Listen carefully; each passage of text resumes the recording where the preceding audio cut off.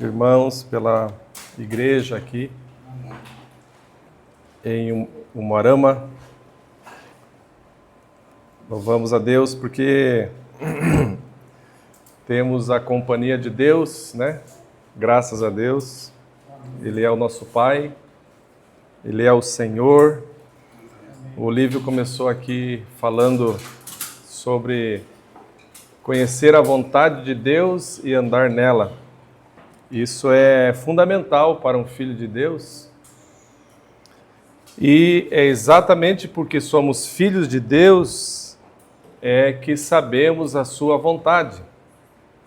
Também o irmão leu lá em Deuteronômio, né, dizendo qual é o primeiro e grande mandamento, que é o povo de Deus ouvir ao Senhor. Ouve, pois, ó Israel, ouve, pois, ó Israel. Isso é maravilhoso, ouvirmos ao Senhor, né? E diz lá, o Senhor, vosso Deus, é o único Senhor. Nós fomos convidados por Deus, através de Jesus Cristo, para participarmos dessa mesa tão gloriosa, que é a mesa do Senhor, né? Participarmos da sua vontade, saber a vontade de Deus, irmãos, realmente é só sendo um filho de Deus.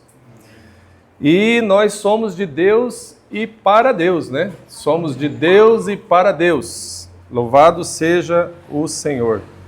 Somos de Deus porque está escrito que nós fomos comprados por bom preço. Quem nos comprou? Foi o Senhor, pelo seu precioso sangue. A Bíblia diz, porque fostes comprados por bom preço e não vos pertenceis a vós mesmos.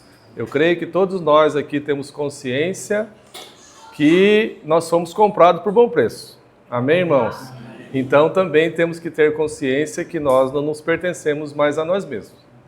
Nós pertencemos àquele que nos comprou, àquele que nos amou, àquele que nos ama e àquele que está nos sustentando e nos sustentará até o fim. O Senhor disse, estarei convosco todos os dias até amanhã. Não foi assim, né? Ele disse, estarei convosco todos os dias até a consumação dos séculos. Aleluias, graças a Deus. Nós somos de Deus, irmãos. Você foi comprado por bom preço. Glória ao Senhor por isso. Saber de quem somos, vamos ver aqui nas Escrituras. Eu estava assim, ali diante do Senhor, né? O irmão falou que nos chamaria então para compartilhar. Coloquei diante do Senhor para saber o que o Senhor queria. E algo, creio que os irmãos já sabem, algo simples, coisas que os irmãos certamente já têm ouvido aqui, é isso que eu quero compartilhar, de quem somos, para quem somos, né? Quero seguir nesse caminho. Mateus capítulo 16, primeiro, irmãos, perdão, 1 Coríntios capítulo 3, depois iremos para Mateus.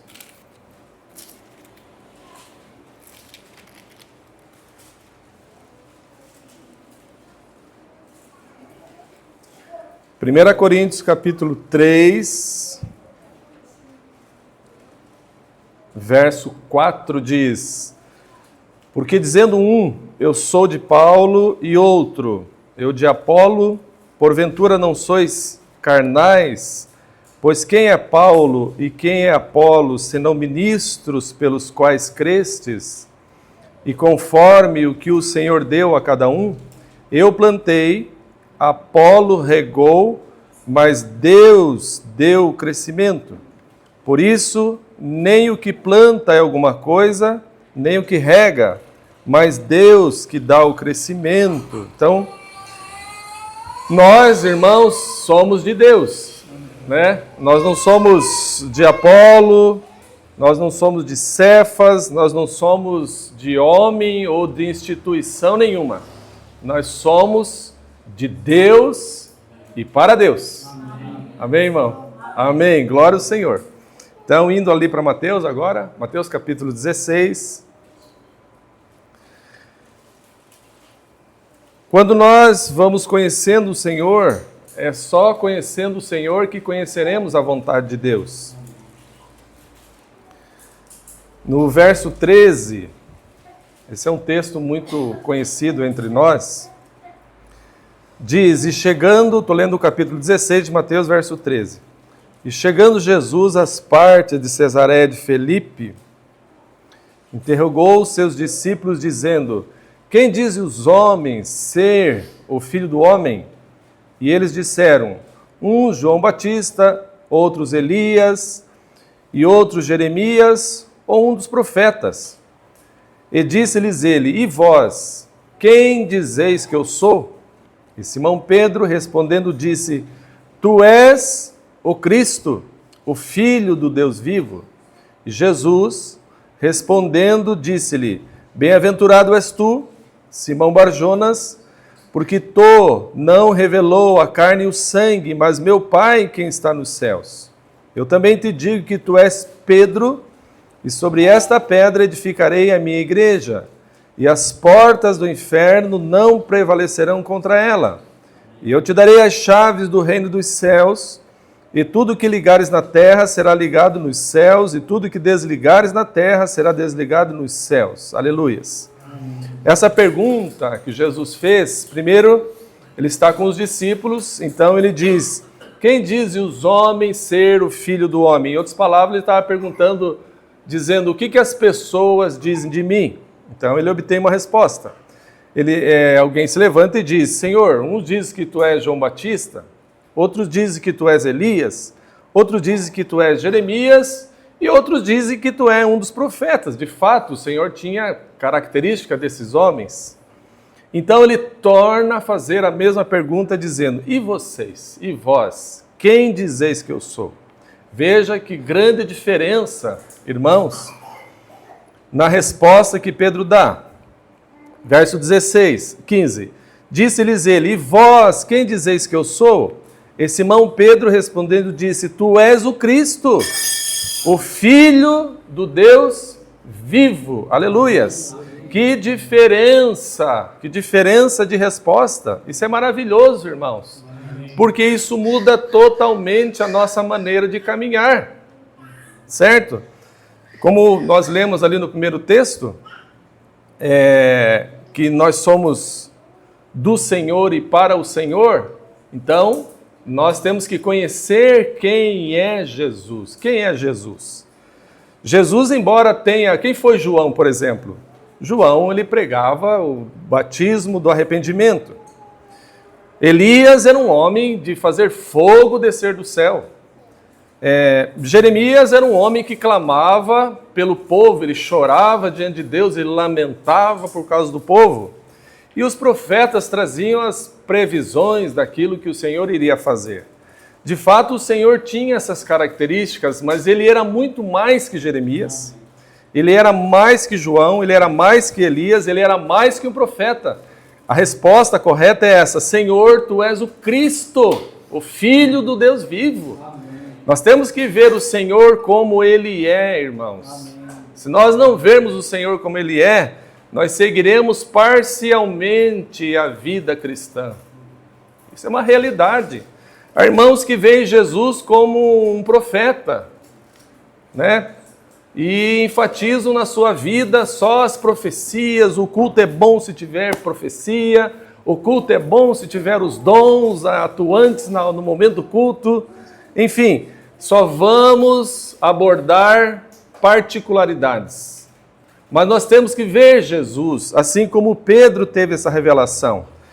E Simão Pedro, verso 16, respondendo disse, tu és o Cristo, o Filho do Deus vivo. E Jesus respondendo disse-lhe, feliz ou felicíssimo, a palavra bem-aventurado significa isso, né? Feliz és tu, Simão Barjonas, porque tu não revelou a carne e o sangue, isto é, não foi homem nenhum, não foi carne e sangue, significa humanidade.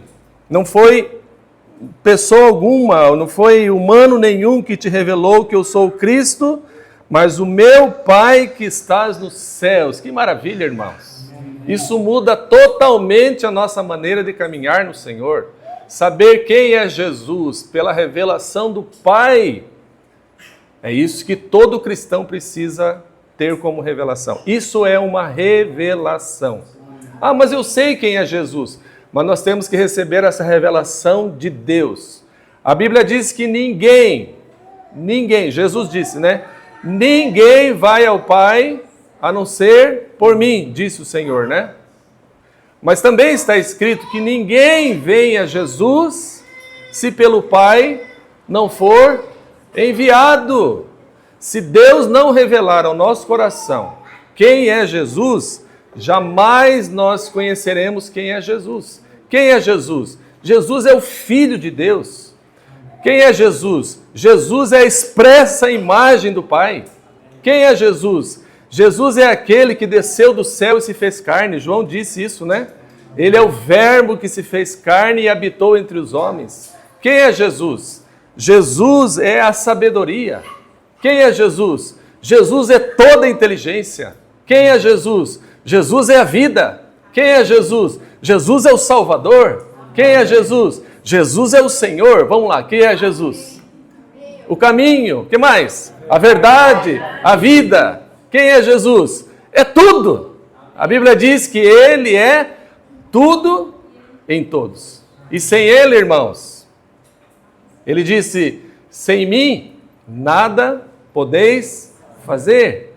Nós temos que saber quem é Jesus. Nós estamos agora nele. A obra de Deus, a obra significa trabalho. Existe um trabalho sendo feito pelos céus, pela mão de Deus.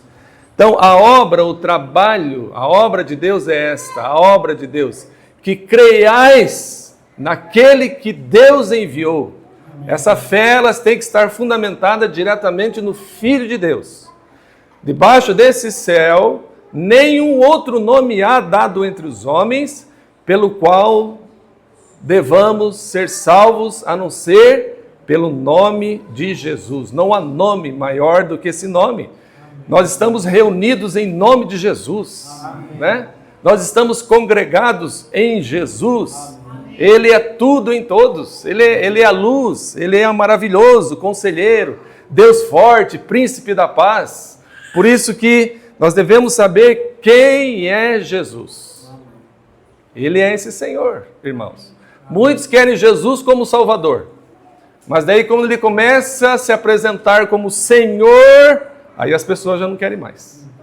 Porque para Ele ser Senhor da nossa vida, nós temos que não ser senhores da nossa própria vida. Certo? Muitos querem Jesus para salvar as suas vidas. Mas Ele quer exercer o seu senhorio sobre nós. A Bíblia diz, e é muito clara sobre isso, né? Aquele que quiser viver a sua vida, perdê-la.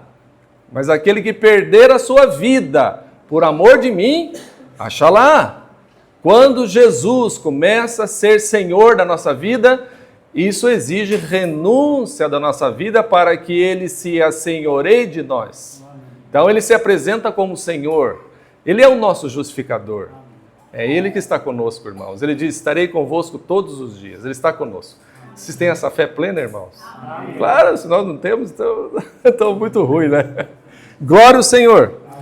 Agora veja, há um outro passo quando nós vemos Jesus como Ele é.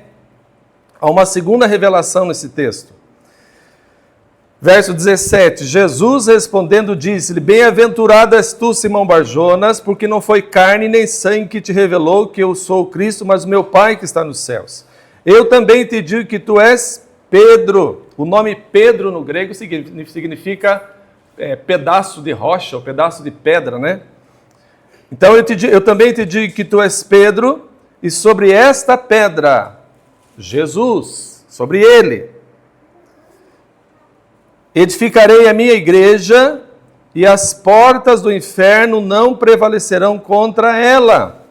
E eu te darei as chaves do reino dos céus, e tudo que ligares na terra será ligado nos céus, e tudo que desligares na terra será desligado nos céus. Então segue uma outra revelação. Após sabermos quem é Jesus, por Ele nós vamos sabendo o que é a igreja. A palavra igreja nós não encontramos no Velho Testamento. A palavra igreja se encontra só no Novo Testamento. O Velho Testamento foi escrito em aramaico e hebraico, o Novo Testamento foi escrito no grego. No grego, a palavra igreja significa os tirados para fora, ou assembleia, que é reunião, né? Agora, o Senhor nos salva, nos apresenta o seu Filho, e Ele nos coloca numa assembleia, irmãos, isto é, na igreja. Essa igreja é Ele mesmo. Porque se nós estamos congregados nele, e não há outro lugar para congregarmos. Quando Ele disse, eu edificarei a minha igreja, e sobre esta pedra, Jesus é a pedra angular. Ele é a pedra de esquina. Uma construção, ela se começa pela quina, né? O esquadro da construção, ela se começa pelo canto. Por isso que quando está começando uma obra, as medidas colocam aqueles piquetes, né? E aí estende aquela linha. Aquela linha é onde o construtor ele tem que saber tirar o esquadro. Se ele botar para cá demais, não vai dar certo. Na edificação, o piso vai ficar errado, o teto vai ficar errado, o telhado vai dar errado. Por quê? Porque a fundação está errada. Quem poderia substituir esse fundamento? Hein, irmãos? O fundamento, já está dizendo, fundamento é o que sustenta a casa. Paulo disse que ninguém pode pôr outro fundamento além daquele que já está posto. Qual homem que sustentaria a vida da igreja? Hein, irmãos? Como que nós poderíamos estar reunidos em torno de outro nome? Esse fundamento, ele é insubstituível. Quem morreu por nós no Calvário? Quem ressuscitou ao terceiro dia? Ora, irmãos, nós passamos às vezes nos lugares, está escrito ministério, não sei o que, fundado por fulano de tal, misericórdia, é um temor aquilo, né? Porque, irmãos, nós participamos de um ministério, o ministério de Jesus Cristo. Amém. É dele, não é nosso. Eu não tenho ministério da palavra, é a palavra que tem um ministério na minha vida. Porque o ministério é da palavra, é de Jesus, não é nosso, tudo é dele, tudo é por ele, tudo é para ele, você é para ele, você é dele. Você faz parte dessa edificação. Então, ele é o fundamento principal. Quando nós vemos Jesus como ele é, nós olhamos ele de maneira insubstituível. Então, ele nos chamou para reunir sobre ele. A Bíblia diz que Jesus morreu para reunir em um corpo, judeus e gentios, para reunir em um corpo os filhos de Deus que andavam dispersos. Olha que obra, irmãos. Que coisa gloriosa que o Senhor fez. Ele vem fazendo isso há 2000 anos. Nós somos os tirados para fora. Não só nós, né? Tantos irmãos que têm crido no Senhor. Somos aqueles que fomos tirados para fora. Tirados para fora da onde? Obviamente que do mundo. Certo? Agora existem outras leis em nossos corações. A Bíblia diz que ele faria um novo concerto com o homem. Existe a forma de andar do mundo, que é chamado do curso desse mundo, do qual o príncipe desse mundo é Satanás. E quando nós cremos no Senhor Jesus, Ele escreveu outras leis dentro dos nossos corações. Ele disse, escreverei as minhas leis nos vossos corações. Então, todos os mandamentos de Deus estão escritos no nosso coração. A forma que nós devemos andar hoje, o Senhor mesmo escreveu em nossos corações. Escreverei as minhas leis nos vossos corações, e não ensinará cada um ao seu irmão, dizendo, conhece o Senhor, porque todos me conhecerão, desde o menor até o maior. Que bênção isso! E essas leis que ele escreveu nos nossos corações, ela tem se tornado a nossa forma de andar. A Bíblia diz que nós fomos entregues a uma nova maneira de viver.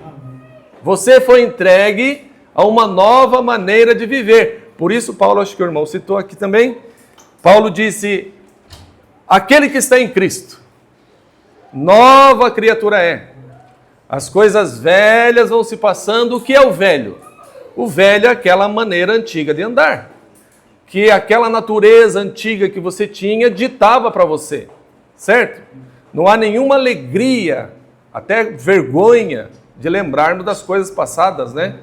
Então, aquele que está em Cristo, nova criatura é, as coisas velhas passaram e tudo, irmãos, tudo, não é algumas coisas, tudo se fez novo. Aquele que está em Cristo, ele apresenta fruto do novo. E esse novo é... vamos falar junto, irmãos, por favor. Esse novo é... Jesus! Não, Jesus Cristo. Aquele que está em Cristo, nova criatura é, as coisas velhas se passaram e tudo se fez novo. O novo é Cristo em nós. A Bíblia diz que o velho homem se corrompe por causa das concupiscências, mas o novo homem, ele se renova a cada dia. Isso é Cristo em nós, irmãos. Cristo em nós, esperança da glória. Sabe que glória é essa? Glória na Bíblia significa imagem. Todos pecaram e destituídos foram da imagem. Estar em Cristo é recuperar a imagem, mas não uma imagem exterior. Mas no novo homem que se renova, nós estamos sendo gerados no novo homem, que ele é criado, nós estamos sendo criados em verdadeira justiça e santidade. Amém. A santidade é o processo pós termos recebido o Senhor. A santidade é o processo que nos separa do mundo e nos une a Deus. Sede santo, porque eu sou santo, diz o Senhor. E se invocai por Pai, aquele que sem acepção de pessoas julga a obra de cada um, diz a Bíblia, andai em temor. Quando? No dia que se chama hoje. Hoje, se ouvirdes a sua voz, não endureça o seu coração. Amém, irmãos? Que os nossos corações estejam completamente abertos para receber da vida de Deus, da vida da igreja, de como caminhar no Senhor. Isso é maravilhoso. Um outro texto aqui, rapidamente, irmãos. Na página seguinte.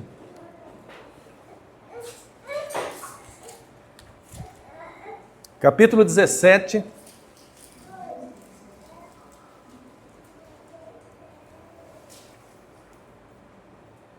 Verso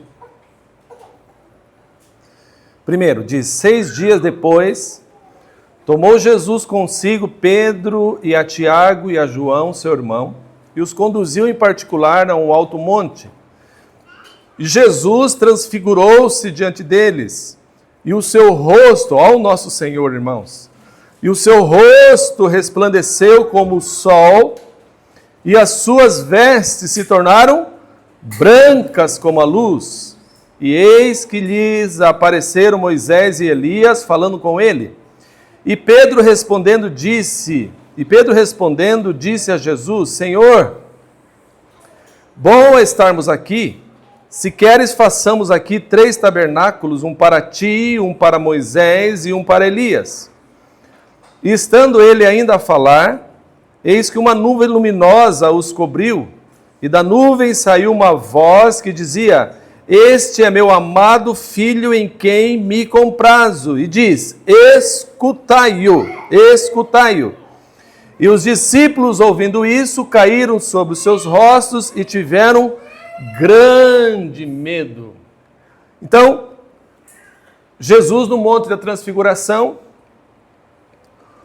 diz aqui que o seu rosto, né, ele foi transfigurado, o seu rosto resplandecia como o sol, as suas vestiduras se tornaram brancas como a luz. E na mesma hora, Pedro, Tiago e João tiveram uma visão. Eles viram Moisés e Elias. Moisés e Elias prefiguravam, irmãos, 2 períodos dentro da vontade de Deus e do trabalho de Deus. Porque existe algo chamado dispensação do propósito eterno de Deus. Deus, na sua paciência, vem há tantos séculos se dispensando sobre os homens, sobre seus filhos. O que é isso? O que é essa dispensação? representa, irmão, significa Deus se dando a conhecer. Deus se dando a conhecer.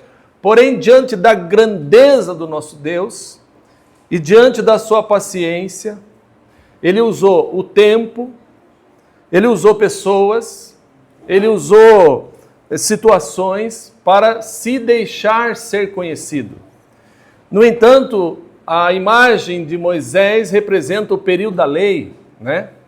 Teve um tempo que o Senhor foi conhecido, então, ali pela lei. Depois veio o período dos profetas. Então, também o Senhor, os profetas tinham como incumbência trazer as revelações acerca do Filho de Deus, acerca de Deus.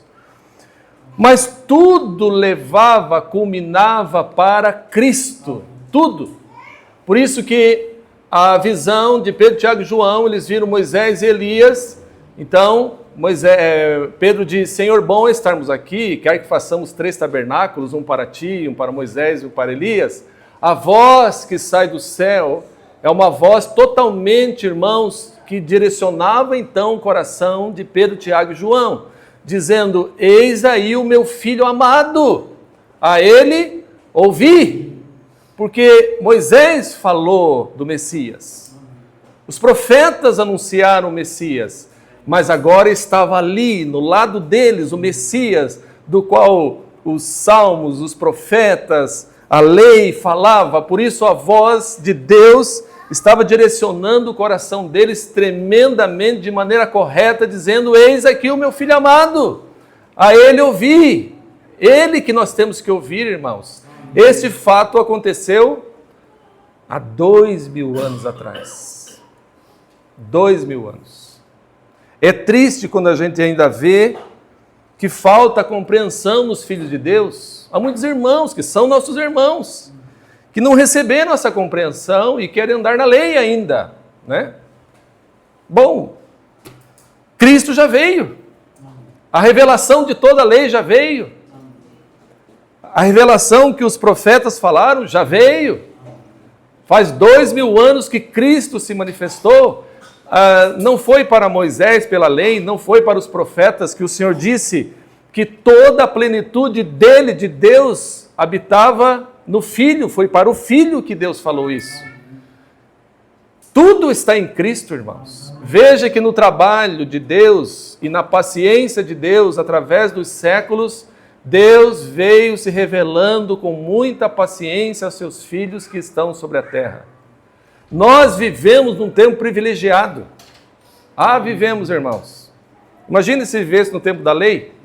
É só não. Não adulterarás, não matarás, não darás falso testemunho. Naquele tempo o homem estava tão perdido, tão distanciado de Deus, que era só não. Ele não tinha mais senso. A consciência dele estava completamente prejudicada. Porém, a lei mostrava o pecado, mas ela não curava. Os profetas cooperaram nessa dispensação. No entanto, a Bíblia diz que a lei veio por Moisés, mas a graça e a verdade vieram por Jesus Cristo. É esse tempo que nós vivemos. Vivemos o tempo da graça. E a graça não é para afrouxar o caminho. Como muitos, infelizmente, hoje também dizem, é tudo pela graça, tudo pela graça. Recebeu a graça, não perde a salvação, é um monte de rolo. A palavra diz que a graça revelada na vida de alguém o faz renunciar à impiedade. Está escrito isso. Então, tudo está em Cristo Jesus. A grande dificuldade hoje da unidade da igreja, irmãos, é justamente isso aqui. Temos muitos irmãos espalhados no Brasil, no mundo, e o Senhor morreu para reunir em um corpo os seus filhos que andavam dispersos, para que os seus filhos revelassem a própria vida do Filho de Deus. É assim que ele estabeleceu para que ele continuasse a ser conhecido. Quando o Senhor estabelece a igreja, ele estabeleceu a igreja para que, nesse final agora que nós estamos, ele continuasse a ser conhecido agora pela igreja. A Bíblia diz que a multiforme e sabedoria de Deus está na lei, nos profetas. Está, irmãos, nós perdemos, porque um anda aqui, outro anda lá, outro anda não sei o quê, é o ministério não sei do quê, é o não sei do quê. Nós perdemos porque não foi Deus que estabeleceu esse fracionamento. Ele estabeleceu uma unidade. Por quê? Para que nós pudéssemos desfrutar desta riqueza. A riqueza está na mutualidade. Em muitos irmãos. Claro, quanto mais irmãos reunirem em torno do Senhor, você não vai reunir em nome de instituição nenhuma. Quando se faz isso, nós estamos não entendendo a vontade de Deus. Mas quando nós nos unimos aos irmãos, tendo consciência que nós estamos fazendo a vontade de Deus, irmãos, isso é cooperar com esta dispensação maravilhosa que Deus está fazendo sobre a terra. E o Senhor, Ele é mais facilmente conhecido, porque Deus estabeleceu assim. Deus quis fazer assim. Veja o que diz aqui em 1 Coríntios capítulo 12, verso 12. Veja como é o Senhor. Nós podemos responder dessa forma aqui, se algum dia perguntarem, olha, como que é Jesus? Você pode responder o que eu vou ler aqui. Tem mais um pouquinho d'água, irmão, por favor?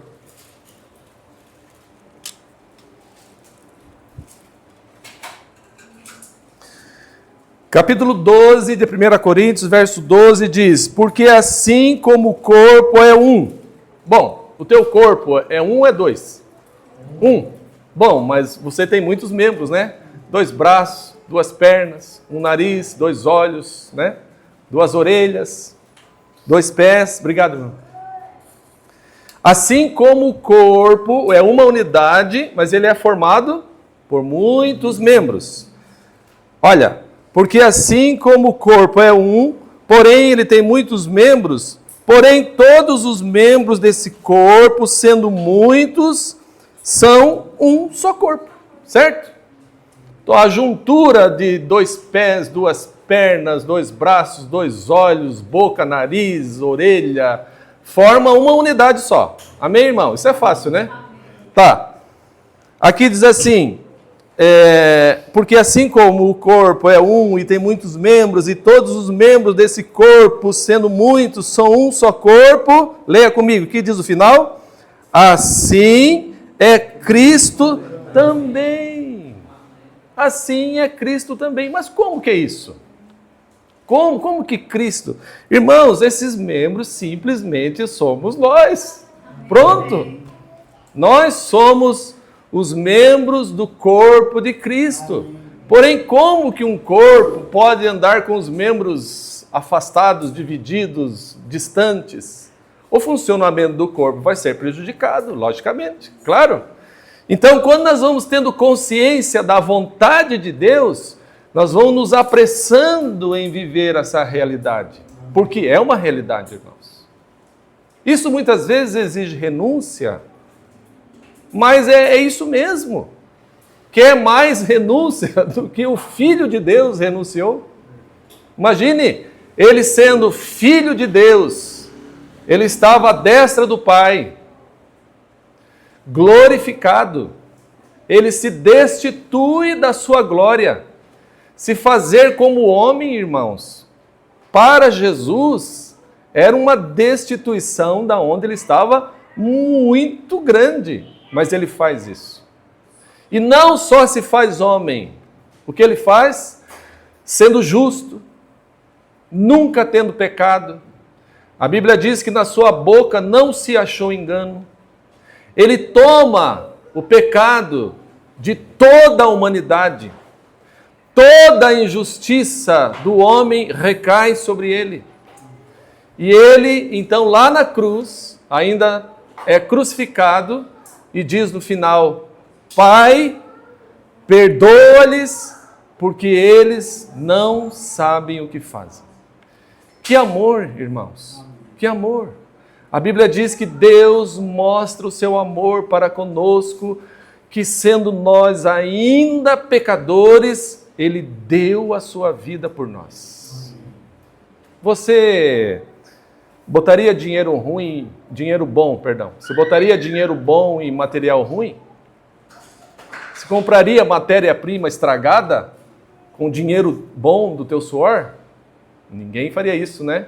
Foi isso que Jesus fez, irmãos. Nós éramos zambujeiros brabos, está escrito, né? Mas Ele nos comprou. E aí está o seu amor, a sua misericórdia, a sua bondade.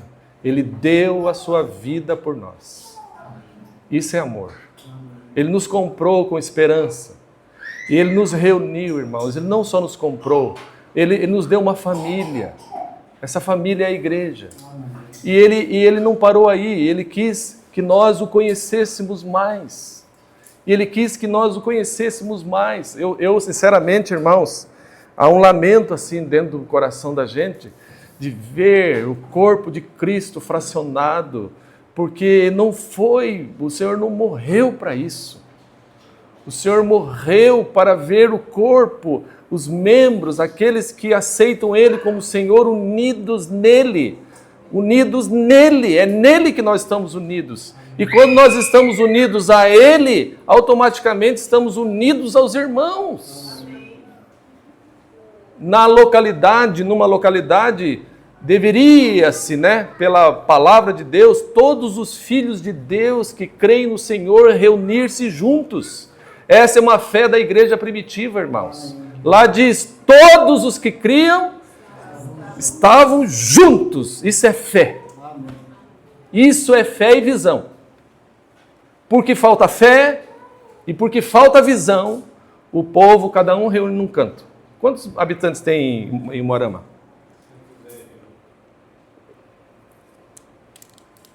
110 mil pessoas, né? Quantos cristãos será que tem nessa cidade? Puxa, que bom que esses cristãos se reunissem todos juntos. Que testemunho, né, irmãos? Quando Jesus fez aquela oração ao Pai, Ele disse, eu rogo a Ti, para que eles sejam um, como Tu, ó Pai, o és em mim, né? Ele e o Pai eram um. Ele fez esse rogo ao Pai, para que aqueles que crescem nele fossem também um. Isso é um rogo de Deus que ainda ecoa, irmãos, e não encontra guarida no coração, no ouvido de muitos filhos de Deus. Mas essa é a vontade de Deus. E essa era uma fé da igreja primitiva, as pessoas aceitavam Cristo como Senhor e se reuniam com os cristãos. Pronto, não tinha problema. Era simples desse jeito. Todo o sistema religioso entrou e escangalhou tudo. Fracionou o corpo de Cristo. E por isso os filhos de Deus, eles vão conhecendo pouco do Senhor Jesus.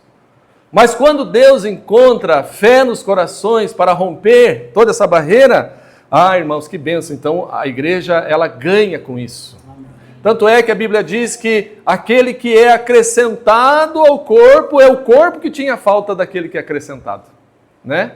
Quando um irmão chega na comunhão dos irmãos, nós nos alegramos. Puxa, que bênção, que maravilha. Puxa, vamos caminhar com esses irmãos, com essa família. Isso é maravilhoso, né? Mas nós às vezes pensamos que aquele irmão que precisava da igreja. Não, é a igreja que precisava daquele irmão. Há uma vida de alegria mútua que alegra o coração de Deus, quando o seu povo tem fé para caminhar juntos. Isso, irmãos, faz com que Deus seja aumentado no meio do povo.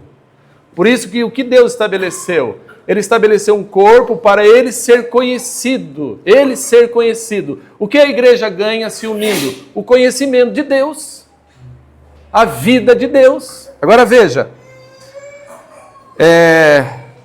Porque assim como o corpo é um e tem muitos membros, e todos os membros desse corpo são muitos, e todos os membros sendo muitos, são um só corpo, assim é Cristo também. Pois todos nós fomos batizados ou incluídos em um espírito, formando um corpo, quer judeus, quer gregos, quer servos, quer livres. E todos temos bebido de um espírito. Todos temos experimentado, irmãos, dessa vida gloriosa do Espírito do Senhor. No Espírito não há divisão. A divisão está na falta de compreensão que o homem tem. Mas diante da vida do Espírito que deve governar a igreja, não há divisão, irmãos. Então, se queremos fazer a vontade de Deus, então nós devemos realmente nos curvar à vontade do Espírito que governa a igreja. Amém, irmãos? Para isso exige renúncia, mas porém cremos que a visão, ela aumenta, a força de Deus certamente vai aumentar no meio dos irmãos. Aleluias! Nós somos membros desse corpo, irmãos. O Senhor escolheu uma casa para morar. Essa casa é a igreja. A casa, a igreja é a morada de Deus aqui na terra. Deus não habita em templos feitos por mãos de homens. Está escrito? O céu é o seu trono. A terra é o estrado dos seus pés. Ó a grandeza de Deus. Os céus é o meu trono, diz o Senhor, disse o profeta, né? E a terra é o estrado dos meus pés. Que casa que o homem pode edificar para que Deus more? O templo onde reunimos, isso não é igreja. Não é igreja. Deus não habita em templos feitos por mãos. Davi quis edificar uma casa para o Senhor. O Senhor morava lá no Santo dos Santos, no tabernáculo passado, né? Que o Senhor deu ordens para Moisés, para que lá no terceira repartição do tabernáculo, no Santíssimo Lugar, ali estava a presença de Deus. Então, se subentendia que Deus morava ali. Porém, Davi morava no palácio e ele quis fazer uma casa para o Senhor. E o Senhor disse, não, você não vai fazer uma casa para mim, porque você é um homem de guerra, um homem que derramou muito sangue. Mas no reinado do teu filho, Salomão, ele edificará uma casa para mim. Então, Salomão significa rei de paz.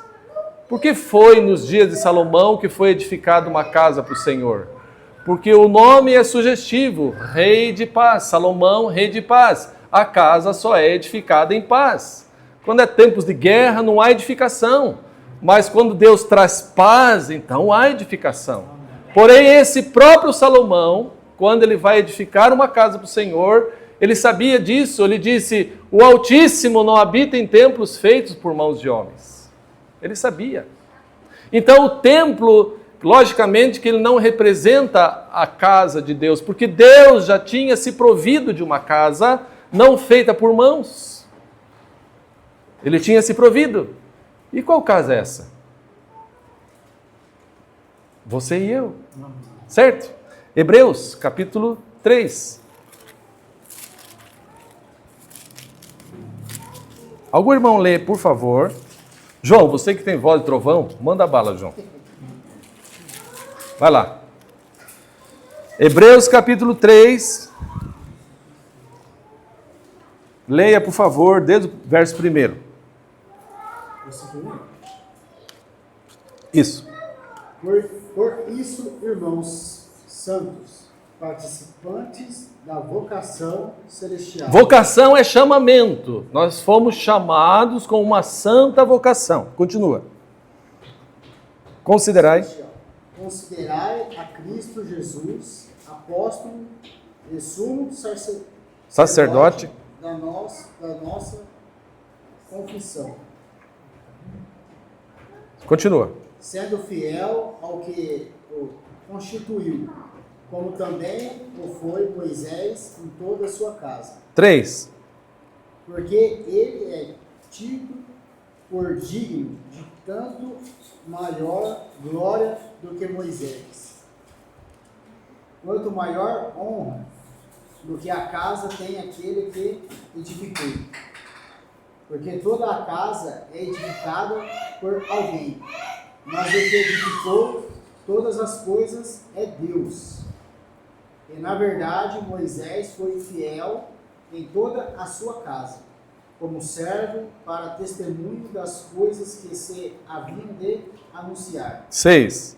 Mas Cristo como filho sobre a sua própria casa, a qual casa somos nós. Nós somos esta casa agora. Moisés foi fiel em toda a sua casa. Tudo que Deus deu a ele a fazer, ele fez, ele foi fiel. exatamente fiel em tudo que Deus lhe mandou fazer. Estabeleceu o tabernáculo, que representava o lugar de culto naquele tempo, né? Ele foi fiel. No entanto, a casa de Deus queria então revelar-se de uma forma mais explícita, ainda estava por vir. Aí então diz, verso 5, obrigado João. E na verdade Moisés foi fiel em toda a sua casa como servo. Para quê? Para testemunho das coisas que se haviam de anunciar. O que se havia de anunciar? O que estaria por vir? Exatamente o verso 6. Mas Cristo que viria como filho, como acabamos de dizer, sobre a sua própria casa. Qual casa é essa? A qual casa somos nós, se tão somente conservarmos firme a confiança e a glória da esperança até o fim, irmãos. Nós, no plural, nós somos a casa de Deus.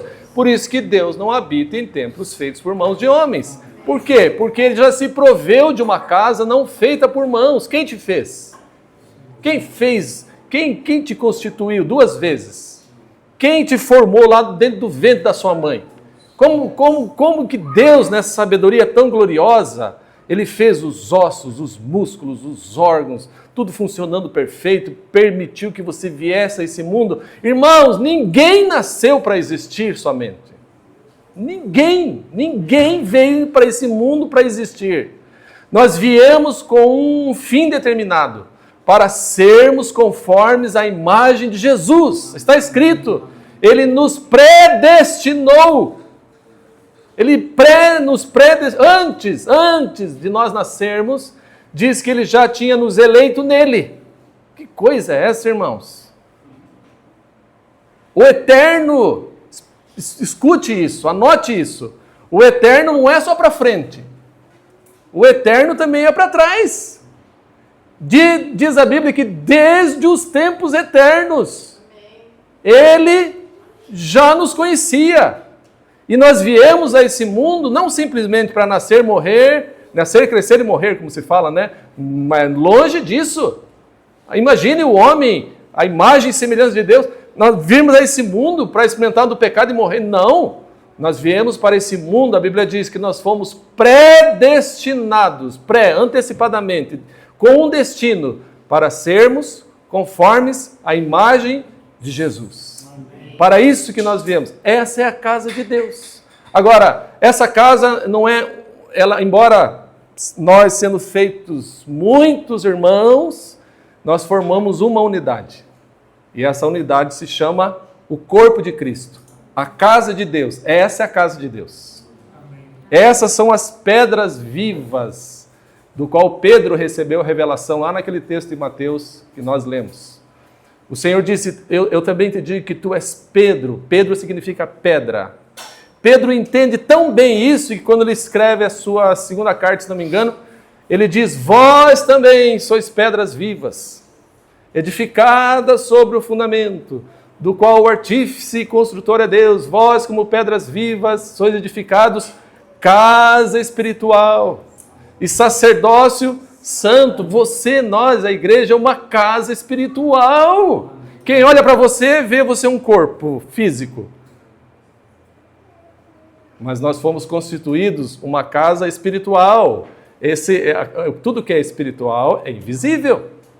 Irmãos, a igreja é invisível, mas é real. Amém. Amém, irmãos? Amém. Amém. Vou parar aqui, deixar o irmão compartilhar. Glória a Deus. O Senhor seja exaltado, bendito, louvado, em nome de Cristo. Amém, irmãos. Obrigado pela paciência. Que o Senhor seja louvado na tua vida. Amém. Amém. Graças a Deus.